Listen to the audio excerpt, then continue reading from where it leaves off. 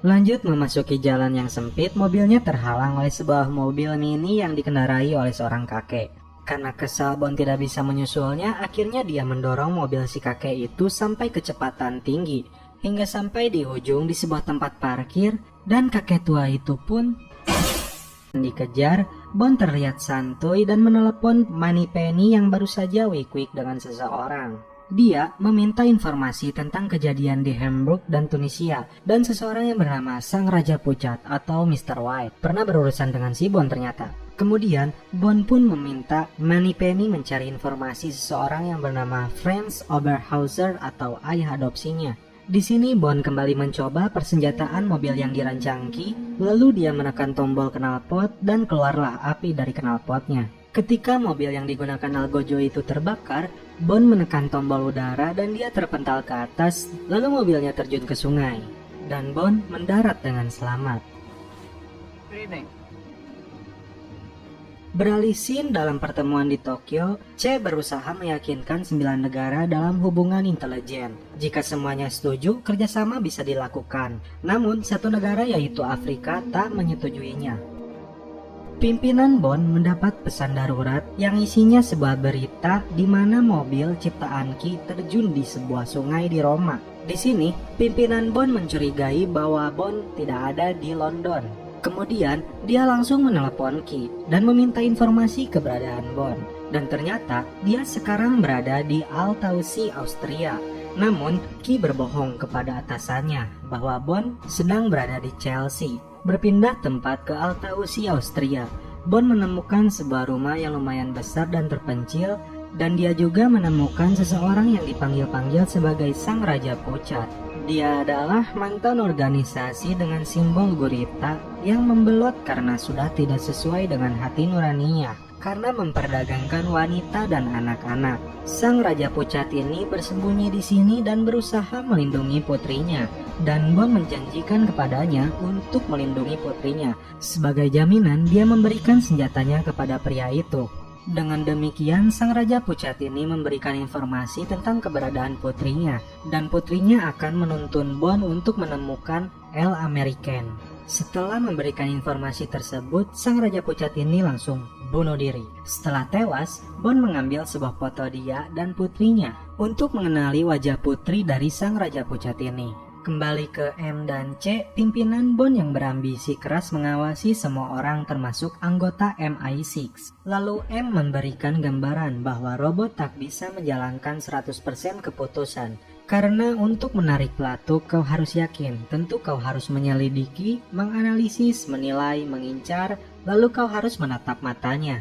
Lalu di sini C memutar rekaman yang dimana isi dari rekaman tersebut adalah komunikasi antara Bond dan Moneypenny. Itu adalah salah satu alasan dia harus menyadap semua orang. Berbicara sadap menyadap mirip seperti film yang sebelumnya saya ulas berjudul Snowden. Oke lanjut, Algojo dari organisasi Logo Gurita ternyata dia masih mengikuti kemana Bond pergi. Dia melihat pria itu telah tewas, lalu memperhatikan CCTV yang ada di pojok rumahnya.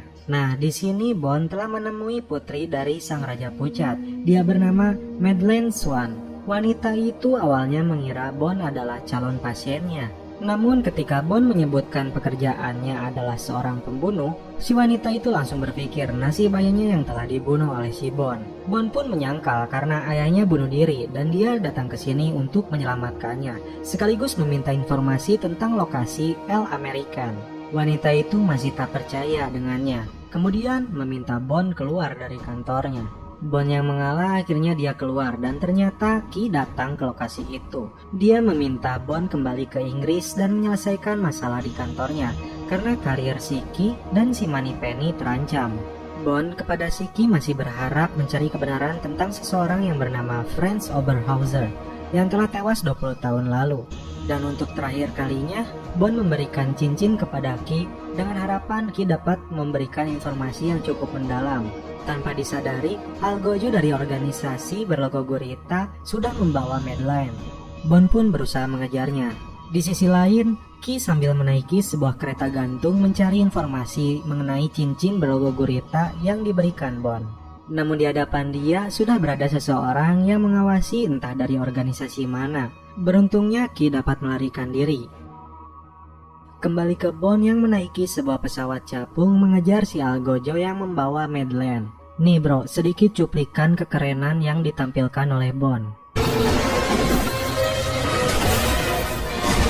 Kemudian, di posisi yang sempit karena banyaknya pepohonan, kedua sayapnya patah dan Bond meluncur seperti halnya mobil salju.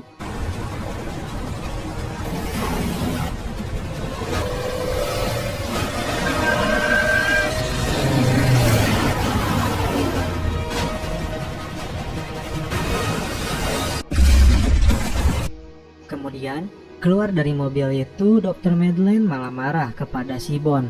Karena ini semua terjadi diakibatkan olehnya. Ternyata si Al Gojo yang terpental belum tewas. Bond mengajak Dr. Madeleine untuk masuk ke kamar hotel Ki.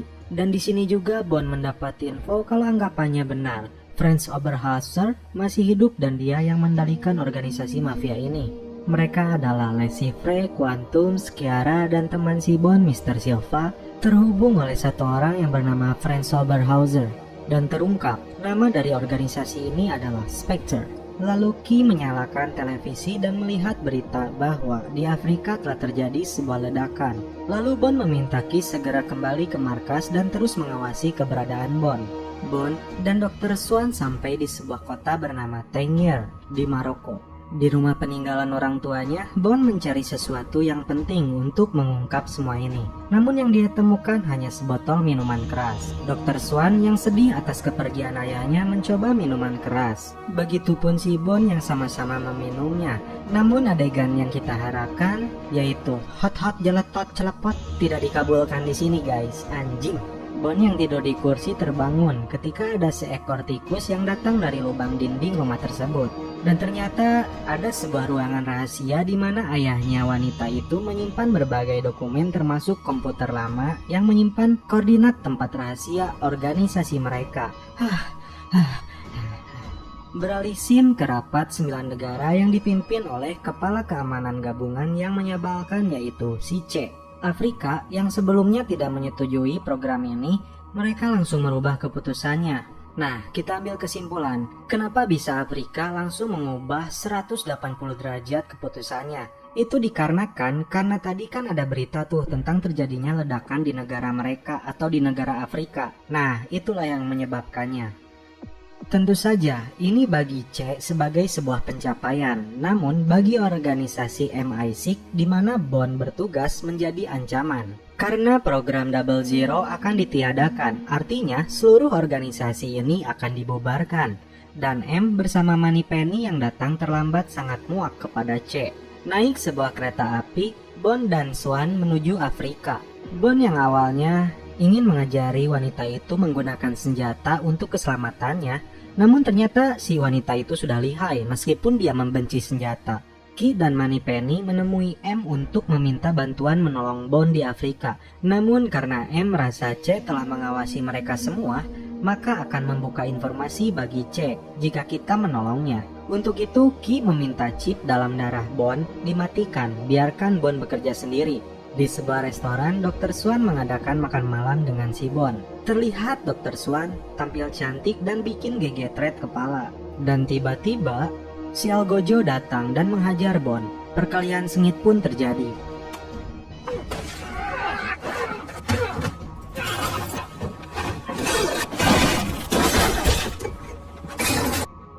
Bond yang hampir dilemparnya keluar kereta, dia berhasil selamat karena Dr. Swan datang lagi menembak lengan si Al Gojo. Namun naas di sini pelurunya habis dan si Al Gojo balik menyerang. Kemudian Bond mengikat leher si Al Gojo itu dan inilah yang terjadi.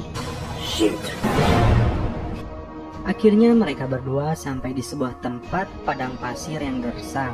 Selang beberapa lama, tiba-tiba datang sebuah mobil mewah klasik yang menjemput mereka. Sampai di tujuan mereka, yaitu rumah mewah yang sangat luas. Dan mereka akan bertemu dengan pimpinannya jam 4 sore.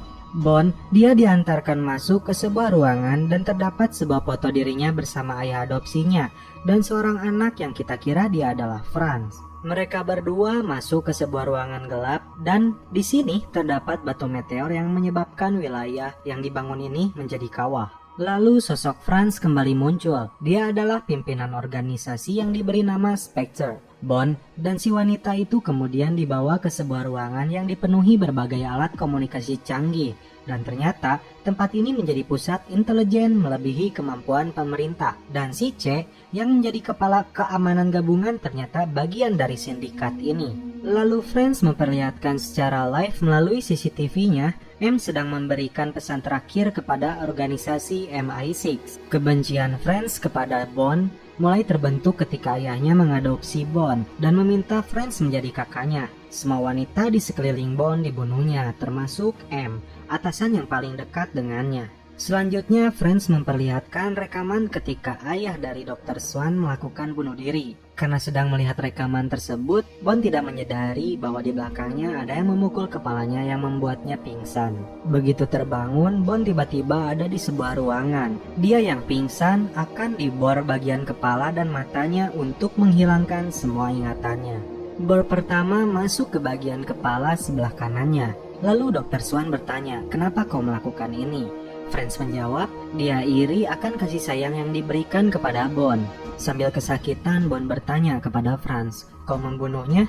Franz menjawab, "Ya, benar." Di samping itu, Bond yang memakai jam tangan pemberian dari Ki berusaha untuk melepaskannya. Dan terlihat juga, bor yang kedua akan masuk pada bagian kepala sebelah kirinya. Dan itu bisa mengakibatkan dia kehilangan ingatan. Dr. Swan yang tak tega, kemudian dia menghampiri si Bond. Dan Bond meminta agar dia mengambil jam tangannya. Dan Bond berkata, 1 menit, 1 menit lagi. Ketika jam itu menginjak 1 menit, inilah yang terjadi. Dan mereka berdua keluar dari tempat tersebut. Sambil berjalan, Bond menembaki pasukan keamanan di sana. Kemudian dia melihat ada sebuah tabung gas yang cukup besar dan dia menembaknya.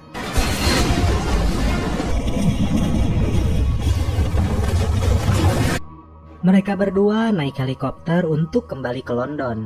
Sampai di London, Bond bertemu dengan M dan Ki untuk menggagalkan proses pengaktifan jaringan intelijen ke berbagai negara. Dan itu akan terjadi dalam beberapa jam lagi. Dr. Swan yang berpisah tak ingin ikut lagi bersama Bond. M dan Bond, mereka yang sedang berada dalam satu mobil, tiba-tiba ditabrak oleh mobil hingga membuatnya pingsan. Namun beruntung bagi M yang berhasil meloloskan diri bergabung kembali dengan Ki. Bond yang disekap dalam mobil, dia berhasil membunuh 2 orang penjahat itu. Kemudian, setelah membuka penutup kepala, dia berada di kantornya dahulu yang terbakar. Bond mencari siapa sosok yang masih mengejarnya. Ternyata, Franz masih hidup. Dan dia telah menyekap wanita itu di bangunan tersebut sedangkan waktu hanya 3 menit sebelum bom meledakkan seluruh bangunan itu. Di sisi lain, M berhasil menahan C yang telah merencanakan misi kejahatan ini. Namun ketika helikopter datang yang ditumpangi Franz, dia berusaha melarikan diri, tapi akhirnya terjatuh dan tewas. Kembali ke Bond dalam kondisi waktu yang semakin menipis, dia harus menemukan wanita itu. Setelah hampir putus asa, tiba-tiba dia mendengar suara dari sebuah ruangan. Lalu, Bond pun membuka ruangan tersebut dan ternyata wanita itu ada di sana. Dia disekap dan dikelilingi bom aktif. Lalu Bond menyelamatkannya dan terus berlari hingga ketika bom meledak.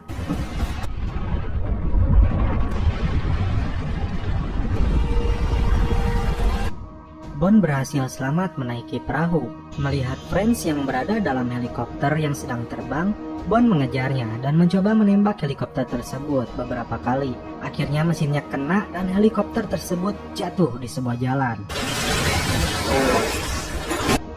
Bond yang melihat Franz sudah tidak berdaya, dia berniat untuk menembaknya. Namun sebelum menembak Franz, ada hal yang jauh lebih penting daripada itu. Dan Bond lebih memilih celepot. Di samping itu, M mendatangi Franz dan atas nama pemerintah, dia menahannya. Di akhir cerita, terlihat Ki yang sedang sibuk di kantornya. Tiba-tiba dia didatangi oleh Bond. Ternyata tujuan dia adalah mengambil mobil legendarisnya dan naik bersama Dr. Swan. Dan film pun